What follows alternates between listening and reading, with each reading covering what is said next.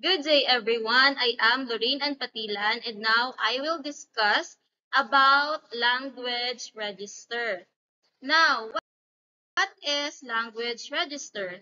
It is also known as linguistic register or speech register. It is fundamental concept in social linguistics. So in social linguistics, it is a variety of language used for a particular purpose or particular communicative situation. Means it is the different styles of language that are associated with different social contexts. It can vary in terms of formality, respect, and vocabulary.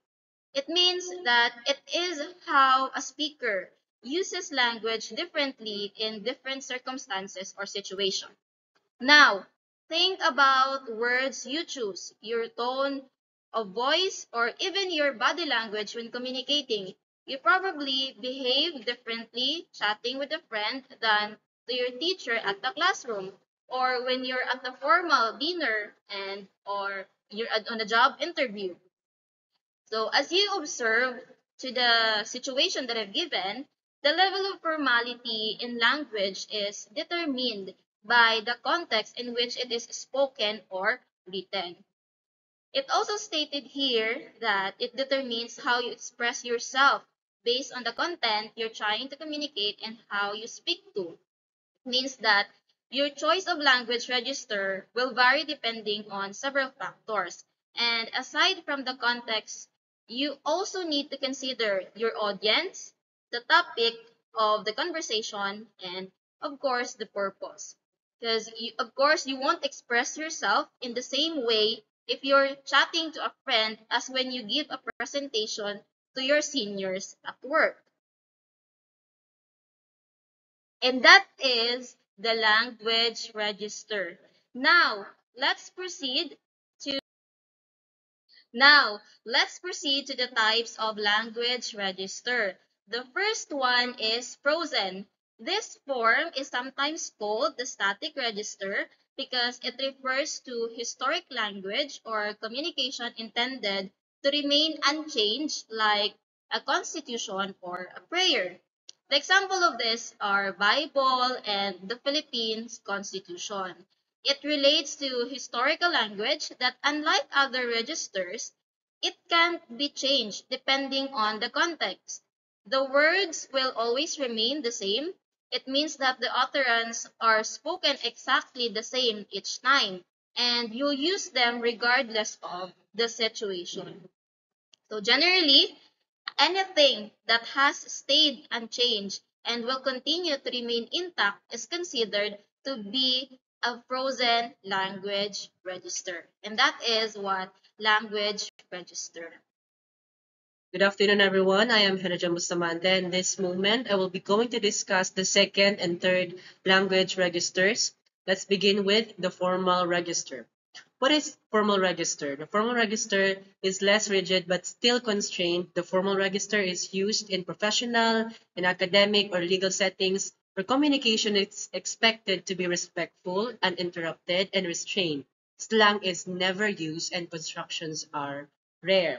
Formal register is often used in professional settings such as business reports, research essays, and formal speeches. It's also used in public locations, especially when people are meeting for the first time or are expected to follow official protocols. The examples of formal registers are a TED Talk, a business presentation, and the Encyclopedia Britannica. Now, there are some rules for formal register. First, the use of standard English. Use standard grammar and vocabulary and avoid non-standard spellings because it is the formal register. So the English language that should be used must be the standard English language. And then avoid constructions.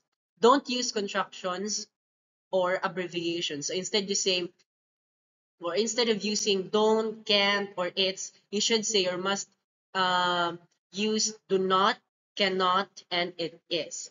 And also use the third person. Write in third person point of view and avoid using I, we, or you. Instead, you should say or you should use his, her, and it. And most especially avoid slang. Avoid slang, idioms, exaggeration, and cliches. And then use complex sentences. Use complete sentences and complex or longer sentence structure. And then you should also spell out numbers in formal register. Spell out numbers less than 100 instead of writing 100 or 1345 and so on. You should spell it out because you are in formal register or whenever you're using the formal register in language. And also avoid passive voice. Avoid using too much passive voice. Instead, you should use the active voice. Or just for example, instead of saying you are needed by me, you must say I need you. And then avoid pet names. Avoid using pet names in terms of endearment. And then last, avoid imperative sentences. You should avoid asking questions. Instead, you should just say the statements and other form of sentences, but you should avoid imperative sentences. And now let's move on to the third language register, which is the consultative register. What does it mean? A consultative register is a linguistic register that involves a conversational style that engage both the speaker and the listener. It's often used when there's an expert-novice relationship, such as between a doctor and a patient, a teacher and a student, and a boss and employee. The consultative register is a type of language style or register that is used in professional or formal settings where there is a need to exchange information, provide advice, or solve a problem. It is a register of language that is characterized by its clarity, objectivity, and use of formal vocabulary and grammar. So, as the definition stated, people use this register often when speaking with someone with specialized knowledge or of offering advice. The tone is often respectful, use of courtesy titles, but maybe more casual if the relationship is long-standing or friendly. Or example is a family doctor. Slang is sometimes used, but it should not usually used because people may pause or interrupt one another. The examples of consultative language registers are the language TV new broadcast, or a service provider like a plumber. Now, there are some rules for using the consultative registers.